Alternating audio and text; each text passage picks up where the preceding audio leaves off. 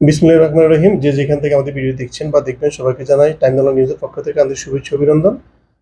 আর Saudi বিষয় সংক্রান্ত অনেক তথ্য আপনারা মাঝে মাঝে আমি দিই। আর আজকে সেইরকম একটি তথ্য দেওয়ার জন্য আমি ভিডিওটি করছি। সেটি হচ্ছে বর্তমানে সৌদি আরবের যে ভিসা নীতি রয়েছে বা তাদের যে ভিসা আগামী জুন পর্যন্ত বন্ধ, এইখান সংক্রান্ত একটি নিউজ আমরা আরব টাইমসে পেয়েছি। সেটি আপনাদেরকে পড়ে শোনাচ্ছি। সেটি হচ্ছে বাংলাদেশের 14টি দেশের আবেদনকারীদের ওয়ার্ক ও ওমরা ভিসা প্রদানের সাময়িক স্থগিতাদেশ করেছে সৌদি আরব। সাময়িক ভিসা স্থগিত আছে বর্তমানে। পারিবারিক ভিসা প্রদানের ক্ষেত্রেও জারি করা হয়েছে এই সব নিষেধাজ্ঞা।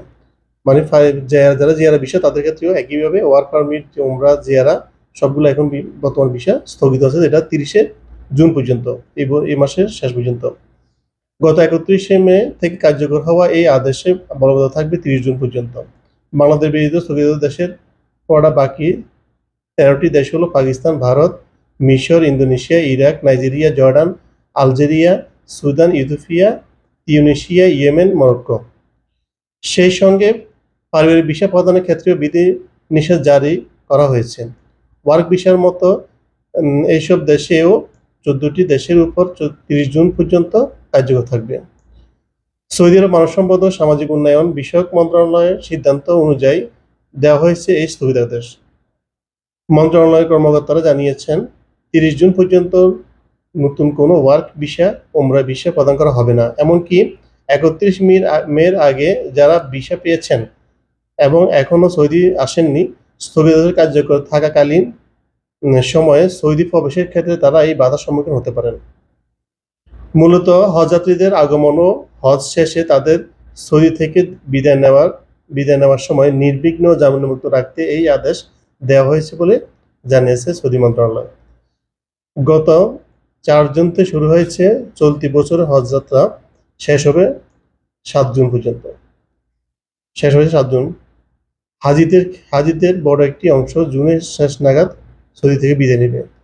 কর্মকর্তারা জানিয়েছেন, যেসব দেশের নাগরিকরা সৌদি ওয়ার্ক ভিসার জন্য আবেদন করেন তাদের মধ্যে 14টি দেশের আবেদনকারীর সংখ্যা অনেক বেশি।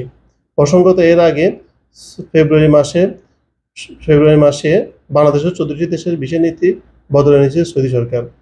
সরকারের পক্ষ থেকে বলা হয়েছে, এই দেশগুলোর নাগরিকরা সিঙ্গেল এন্ট্রি ভিসা প্রদান করা হবে। যারা এইসব যে দেশগুলো উল্লেখ করে এইসব দেশের নাগরিকদেরকে সৌদি আগে বলছে সিঙ্গেল এন্ট্রি, তারা একবার ভিসা নিয়ে একবার প্রবেশ করতে পারবে। সৌদি সরকারের পক্ষ থেকে বলা হয়েছে, দেশগুলোর নাগরিকরা এখন থেকে সিঙ্গেল এন্ট্রি ভিসা প্রদান করা হবে, অর্থাৎ ওই ভিসা দেখিয়ে একবারেই সে দেশে প্রবেশ করতে পারবে ভারত, পাকিস্তান, বাংলাদেশ ও 14টি দেশের নাগরিকরা। ভিসার মেয়াদ 30 দিন।